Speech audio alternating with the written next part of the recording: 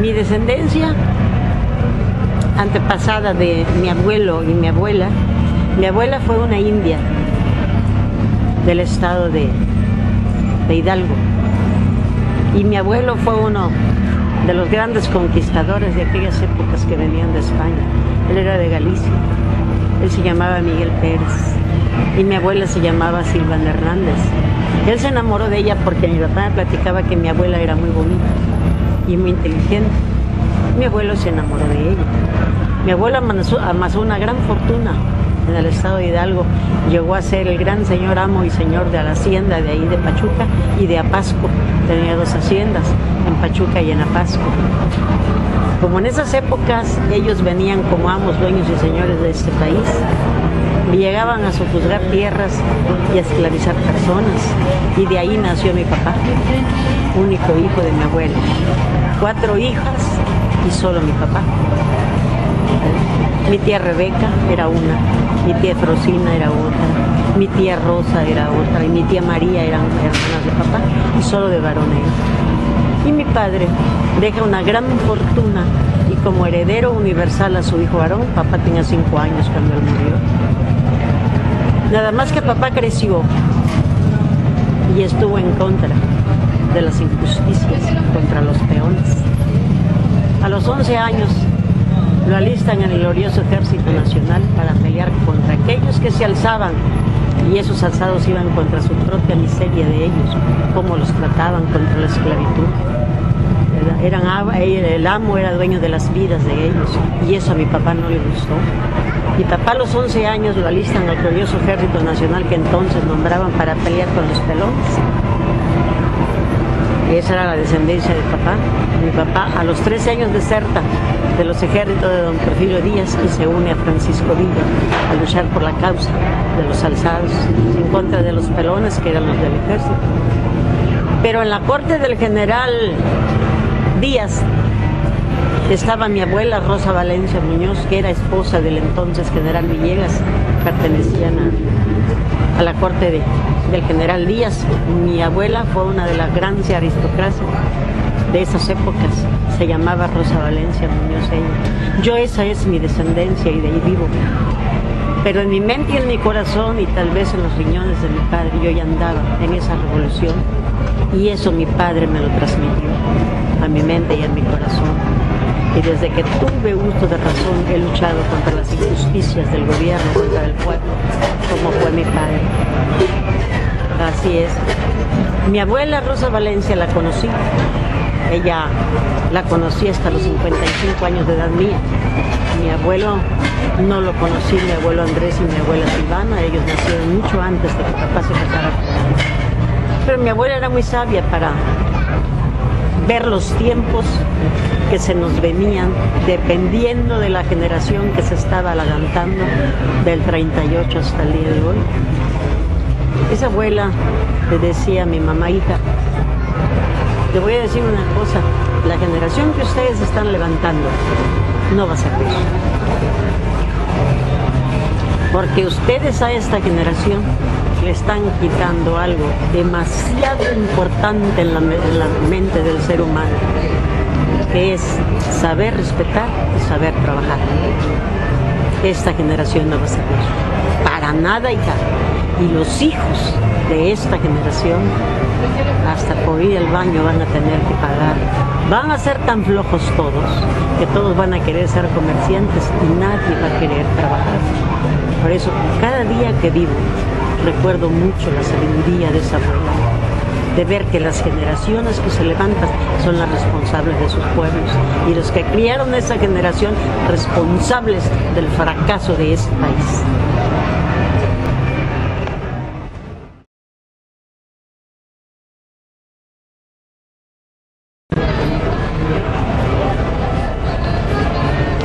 Me dijo doña Marina, usted va a llegar muy lejos en el comercio, aquí me conoció. Le voy a decir un dicho. Le dije, a ver, mire doña Marina, un negocio tiene que tener constancia. Fíjate bien lo que me dijo. Constancia y perseverancia. Y eso significa abundancia. de cosas tan. Y te voy a decir lo que me dijo, porque todo el mundo no aprende de los seres humanos inteligentes, más de un anciano inteligente, porque hay ancianos muy tontos, pero sí hay ancianos muy inteligentes. Mi hermana Marinita, 100 centavos hacen un peso. Y cuidando los centavos, bien cuidados están los pesos. Fíjate qué sabiduría de nuestros antepasados para vivir la vida. Y esa sabiduría a mí me fascina. Y más para un negocio. Así que si tú empezaste un negocio, no lo dejes jamás. Hasta que llegues a tener una tienda de panaderías y de pastelerías. Y verás qué hermoso es. Llegar a triunfar en lo que uno quiere. Y vas a encontrar barreras sin fin. Pero bríncalas y llegas a la meta donde quieras llegar.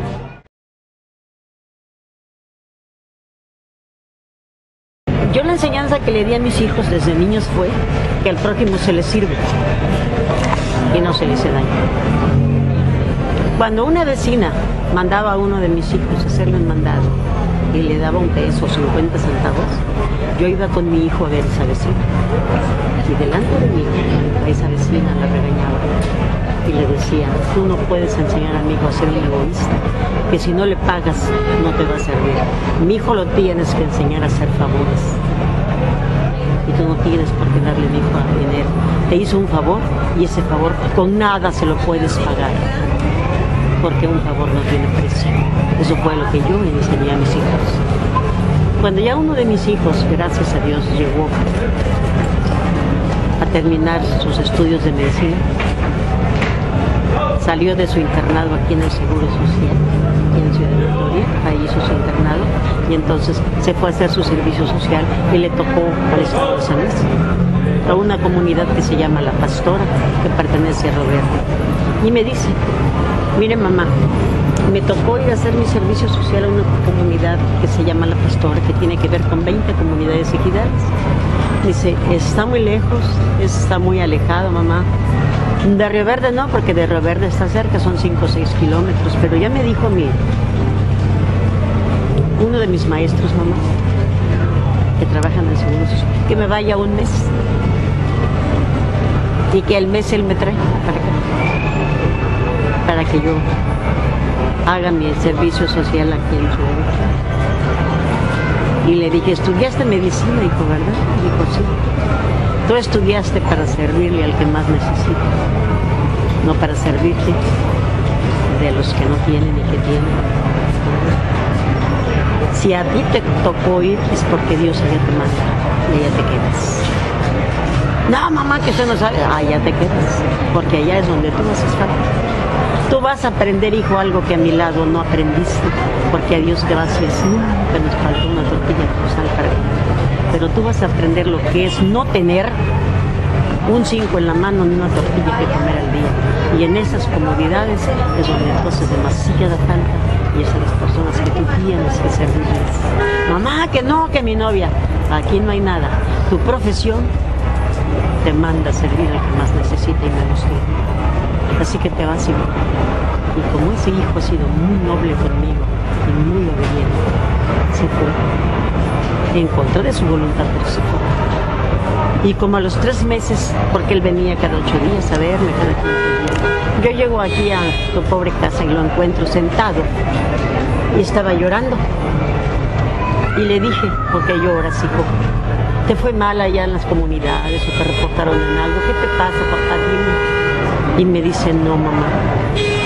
¿Cuánta razón tenía usted en lo que me dice? Fíjese, madre, fui a una comunidad y encontré a un ancianito en una comunidad allá en la sierra, en una comunidad ejidal. Encontré a un anciano, mamá, en una choza de palitos. Se lo están comiendo las garrapatas, mamá. Está muriendo por falta de sangre. Su familia no lo atiende, madre. Atiende lo tuyo. Es tu obligación. Mamá, ya les dije lo que hicieran. Ya les dije: madre, no puede ser eso posible. Eso es posible y lo encontrarás en toda la República. ¿Ya te diste cuenta, hijo, a dónde hacías falta? Y fíjese, mamá, lo que más me duele. Tengo a mi cargo una niña desnutrida. de 4 años, mamá, y haga de cuenta que tiene un año. Y esa niña, madre, tiene unos ojos tan grandes y tan lindos, y con sus ojos me dice, júrame, júrame. ¿Cómo cree que no voy a llorar, madre? Y de ver que esa gente no conoce un billete de 100 pesos en sus manos. Ahí estás tú para que lo conozcan, hijo. Y ahí estás tú para enseñarlos a mitigar su dolor, su hambre y sus enfermedades. Y ahí te vas a estar con ellos. Y ahí está. Gracias a Dios. Ahí está sirviéndole a todo el que lo necesita.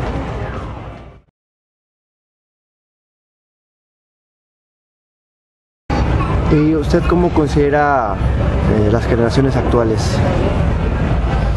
Hijo de mi vida, he luchado tanto y no me canso de luchar. Levantar una generación para que este país cambie, necesitamos padres y madres para que la levanten. Y hoy los papás y las madres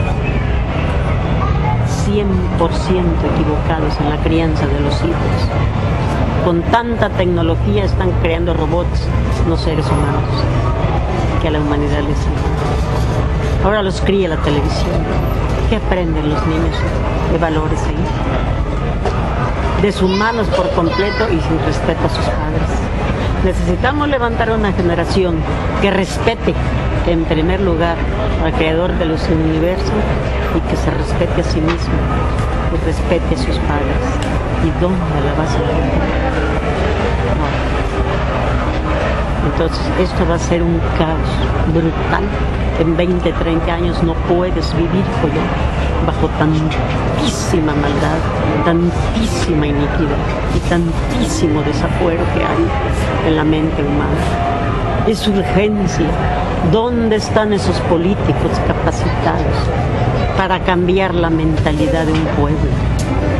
Porque si llegara un político a la nación que pensara que esta nación tiene que trabajar para salir adelante, tiene que respetar a los demás para salir adelante, tienen esos gobernantes que dejar de ser los corruptos que son, ¿quién cambia esta carrera a la destrucción? Necesitamos levantar personas para eso.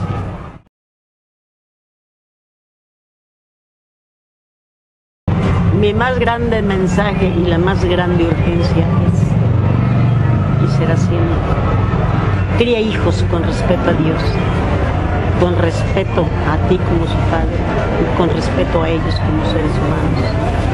Y cambiaremos esta generación. Y responsables, al menos cada ser humano debe ser responsable de sí mismo. Al menos, si van a tener hijos, sean responsables de esos hijos. Madres, si van a tener hijos, críen esos hijos al servicio de Dios y no del mal. Por favor, es urgente que cambien su mentalidad porque todos se están destruyendo y van a seguir destruyéndose cada día más y más. Y ver esas madres y esos padres cómo caen sus hijos hoy, peor que animales por las balas, porque ellos no supieron crearlos. No supieron dar seres de valores humanos al servicio de la humanidad. Los culpables son todos los padres que levantaron esta generación. De que hoy nos estamos quedando sin jóvenes, porque solo se combate el mal con balas. Con prisiones, cada día hacen prisiones más grandes, que cuántos millones nos cuestan al ser humano y no se levantan hospitales. Ahí tenemos un seguro social ahorita, que no hay una cama para un enfermo, no tiene dinero, pero ¿qué tal para armas? Lo que sea necesario. No les importa tirar nuestro dinero para matar seres humanos y destruir. No lo ocupan el dinero para construir. Necesitamos mentes constructivas, de hombres y de mujeres valientes, esforzados por la humanidad y cambiar esta mentalidad que solo es yo quiero más y tú muérete, a mí tú no me interesas. Eso tenemos que cambiarlo. Y es de urgencia, porque si no se acaban todos. El país no van a tener en 30 años.